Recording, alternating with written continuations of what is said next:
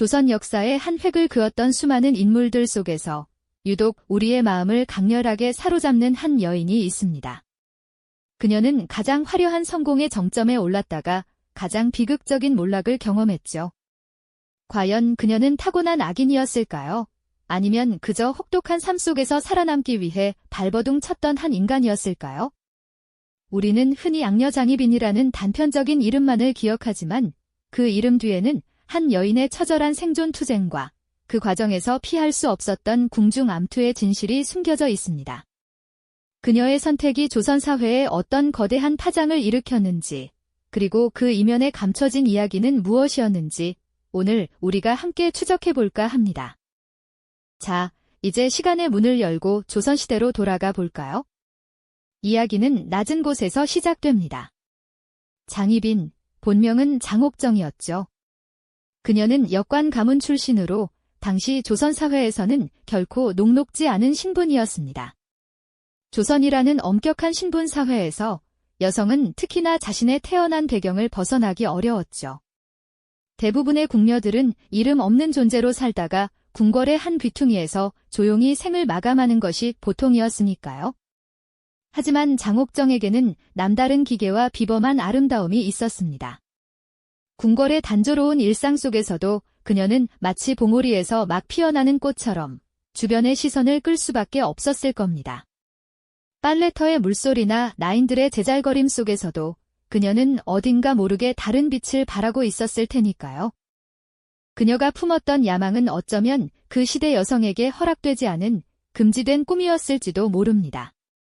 미천한 신분이라는 굴레는 그녀를 끊임없이 옥죄었을 테고 그런 환경 속에서 높은 곳을 바라본다는 것은 결코 쉽지 않은 일이었을 겁니다. 매일 마주하는 궁궐의 웅장함과 그 안에 드리워진 권력의 그림자는 어린 장옥정에게 어떤 감정을 심어주었을까요? 아마도 불안함과 동시에 미지의 가능성에 대한 강렬한 호기심이 뒤섞여 있었겠죠. 이처럼 평범하지 않은 운명의 서막이 열리게 된 것은 바로 젊은 숙종의 눈에 띄게 되면서부터였습니다. 어느 날 젊은 왕이 궁궐을 거닐다 우연히 마주친 장옥정에게서 이전과는 다른 매력을 발견하게 된 것이죠. 그 순간은 단순한 만남이 아니라 한 여인의 운명을 송두리째 뒤바꾸고 조선의 역사를 흔들게 될 거대한 파란의 시작이었습니다. 궁궐에 입성한 초기의 장옥정은 어떠했을까요? 화려한 궁궐 생활은 겉으로 보기엔 아름다워 보이지만 그 속은 온갖 규율과 보이지 않는 암투로 가득한 곳이었죠. 그녀는 낮은 신분이라는 꼬리표와 함께 언제든 버려질 수 있다는 심리적 압박에 시달렸을 겁니다. 불안감은 늘 그녀를 따라다녔을 테고 살아남기 위해서는 끊임없이 노력해야 한다는 것을 직감했을 겁니다. 하지만 동시에 그녀는 왕의 총애를 얻을 수 있다는 희망을 품었을 테고 그 희망은 그녀를 더 높은 곳으로 이끄는 원동력이 되었겠죠. 그녀의 눈빛에는 단아함 속에 숨겨진 강단이 서려 있었을 것입니다. 과연 장옥정은 이 험난한 궁궐에서 어떻게 자신의 자리를 지켜나갔을까요? 그리고 그녀의 야망은 어디까지 닿을 수 있었을까요? 궁궐은 아름다운 꽃들로 가득한 정원 같지만 동시에 맹렬한 바람이 부는 황무지와도 같은 곳이었죠. 장옥정은 이곳에서 살아남기 위해 오직 한 가지 길만이 있음을 본능적으로 깨달았을 겁니다. 바로 왕의 마음을 얻는 것이었죠. 그녀는 타고난 미모뿐 아니라 뛰어난 지혜와 재치로 숙종의 시선을 사로잡았습니다. 기존의 궁녀들과는 달리 숙종과 대화하며 자신의 생각을 분명히 드러냈고 이는 젊은 왕에게 신선한 매력으로 다가왔을 것입니다. 마치 거친 파도 속에서도 흔들리지 않는 한 송이 꽃처럼 장옥정은 자신만의 빛깔로 궁궐 안에서 존재감을 드러냈습니다. 숙종은 점차 그녀에게 깊이 매료되었고 두 사람의 관계는 단순한 총애를 넘어선 깊은 교감으로 발전했죠. 왕의 사랑이라는 거대한 날개를 단 장옥정은 이제 더 이상 미천한 궁녀가 아니었습니다. 그녀는 숙종의 적극적인 지지 아래 마침내 희빈이라는 높은 지위에 오르게 됩니다. 궁궐에서 희빈의 자리는 단순한 호칭이 아니었습니다. 이는 곧 막강한 권력과 영향력을 상징하는 것이었죠. 신분 상승은 그녀에게 이전과는 비교할 수 없는 자신감을 안겨주었을 테고 권력의 달콤한 맛은 그녀의 야망을 더욱 뜨겁게 불태웠을 겁니다. 이제 그녀의 발걸음은 더욱 거침없어졌고 그 눈빛은 한층 더 강렬하게 빛났을 것입니다. 그러나 궁궐의 모든 눈이 그녀에게 쏠리는 순간 또 다른 거대한 파도가 밀려오기 시작했습니다. 바로 장희빈의 회임 소식이었죠. 이 소식은 단순한 경사가 아니었습니다. 조선의 왕실은 대를 이을 왕자가 탄생하는 것에 민감했고 이는 곧 후계 구도에 지대한 영향을 미칠 수 중대한 사건이었으니까요. 장희빈의 뱃속에 왕자가 자라고 있다는 소문은 궁궐 전체를 뒤흔들었습니다. 궁녀들은 물론 대신들의 얼굴에도 미묘한 긴장감이 감돌기 시작했죠. 특히 당시 조정은 서인과 남인이라는 두 거대한 정치 세력으로 양분되어 있었습니다. 인현왕후를 지지하는 서인 세력은 장희빈의 급부상과 회임 소식에 큰 위기감을 느꼈을 테고 반대로 장희빈과 인연이 깊었던 남인 세력은 이를 자신들의 재기를 위한 절호의 기회로 여겼을 겁니다. 팽팽한 정치적 대립 속에서 장희빈은 이제 단순한 왕의 여인이 아닌 정치적 격변의 한가운데 선 핵심 인물이 되어버린 것이죠. 마침내 기다리던 순간이 찾아왔습니다. 조선의 왕실에 새로운 생명이 태어난 것이죠. 장희빈은 숙종의 아들을 낳았습니다. 이 아이는 훗날 경종이 되는 원자였죠. 이 소식은 궁궐에 또 한 번 거대한 파장을 일으켰습니다. 왕자를 품에 안은 장희빈의 얼굴에는 세상 그 무엇과도 바꿀 수 없는 행복감이 가득했을 것입니다. 그러나 그 행복 뒤에는 더욱 복잡하고 냉혹한 현실이 기다리고 있었습니다. 아들의 탄생은 장희빈의 입지를 하늘 높이 끌어올렸지만 동시에 인현왕후의 자리를 위협하는 강력한 요인이 되었으니까요. 인현왕후는 오랫동안 왕자를 낳지 못해 마음고생이 심했을 겁니다. 그런 그녀에게 장희빈의 아들 탄생 소식은 마치 마른 하늘의 날벼락과도 같았겠죠. 궁궐 안에는 이제 두 여인, 왕후의 자리와 원자의 생모라는 강력한 패를 쥔 장희빈 사이에 걷잡을 수 없는 긴장감이 감돌기 시작했습니다. 숙종은 자신의 아들을 낳은 장희빈에게 더욱 큰 총애를 보냈고 이는 인현왕후의 입지를 더욱 불안하게 만들었습니다.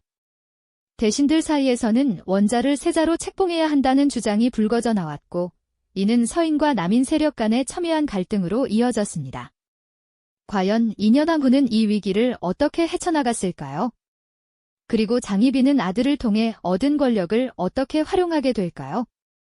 이들의 운명은 이제 돌이킬 수 없는 경랑 속으로 빠져들기 시작한 것입니다.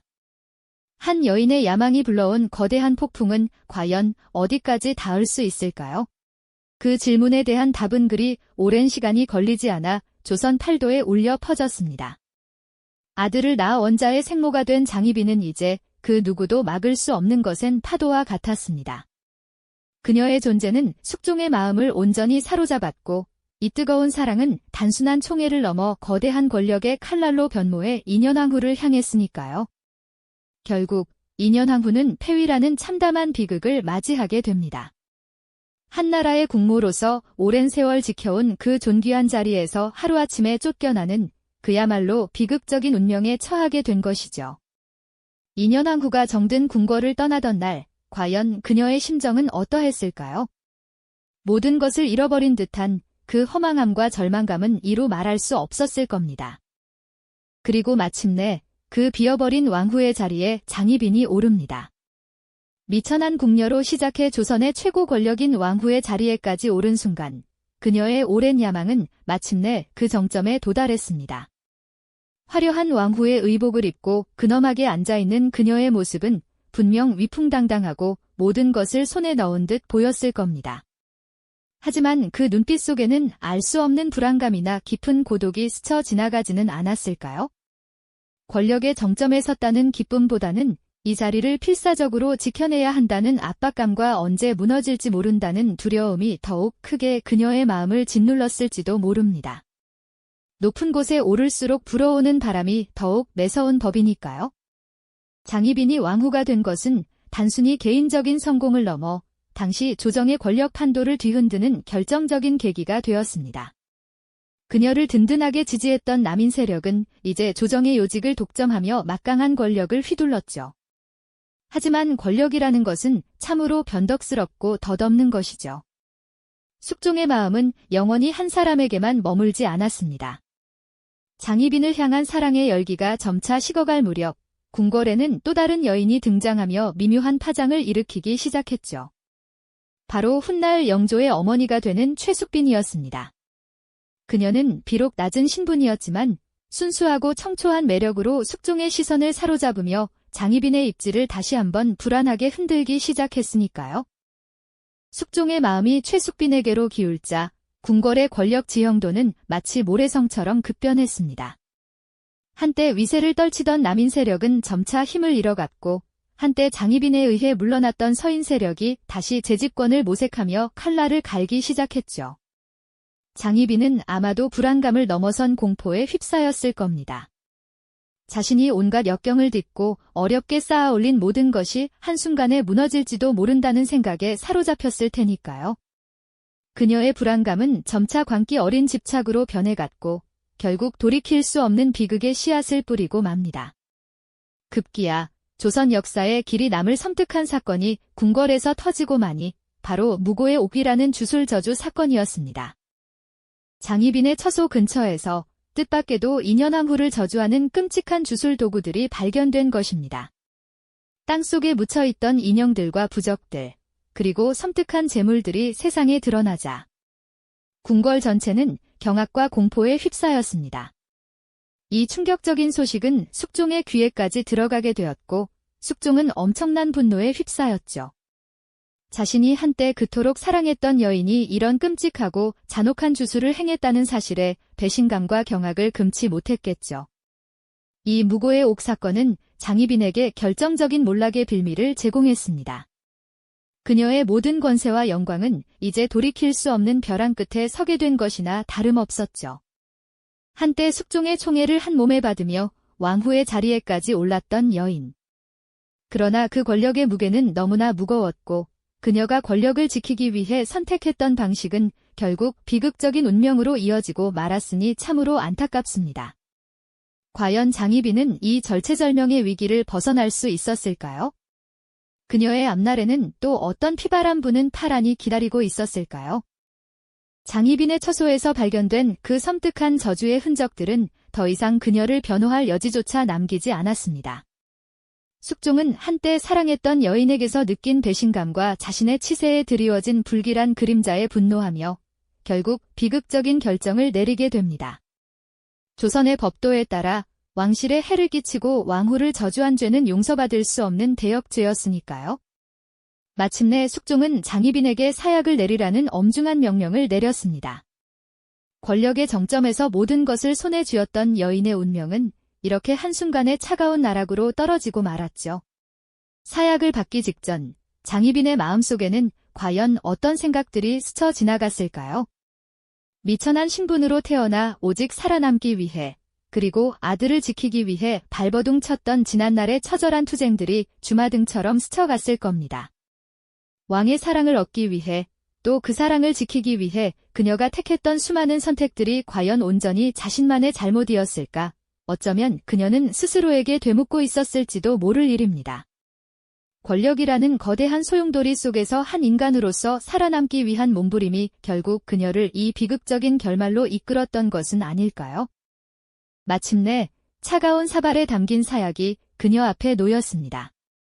고통과 체념이 뒤섞인 표정으로 그 쓴 물을 마셨을 장희빈의 마지막 순간은 왕실의 화려함 뒤에 숨겨진 잔혹한 권력 투쟁이 단면을 적나라하게 보여주는 듯합니다. 한때 궁궐을 호령했던 왕후의 위엄은 사라지고 오직 죽음을 앞둔 한 여인의 처절한 그림자만이 남았던 것이죠. 그녀의 죽음은 단순한 한 개인의 비극을 넘어 조선 왕실과 정치에 커다란 파장을 일으켰습니다. 숙종은 장희빈의 사례를 통해 후궁이 왕후의 자리에 오를 수 없다는 새로운 법령을 제정하기에 이릅니다. 이는 다시는 장희빈과 같은 비극이 반복되지 않도록 하겠다는 숙종의 단호한 의지를 보여주는 것이었죠. 그러나 이 강력한 조치는 한편으로는 왕실 여성들의 삶에 또 다른 한계를 부여하는 결과를 낳기도 했습니다. 권력을 향한 야망을 품었던 장희빈의 삶은 비록 비극으로 끝났지만 그녀가 남긴 흔적은 조선 역사에 깊게 새겨졌습니다. 오늘날 우리는 그녀를 흔히 장녀 장희빈으로 기억하곤 합니다. 하지만 그녀의 삶을 조금 더 깊이 들여다보면 단순한 악행을 넘어선 한 여인의 처절한 생존 투쟁과 그 시대의 한계가 보입니다. 낮은 신분으로 태어나 오직 자신의 능력과 매력으로 최고의 자리에 올랐던 그녀의 삶은 권력의 달콤함과 동시에 그 냉혹함을 극명하게 보여주는 거울과도 같다고 할 수 있겠죠. 시간이 흘러 쓸쓸하게 남아있는 장희빈의 묘소는 과연 어떤 이야기를 품고 있을까요? 조선왕조실록에 기록된 그녀의 이야기는 승자의 관점에서 쓰여진 역사일 수 있습니다.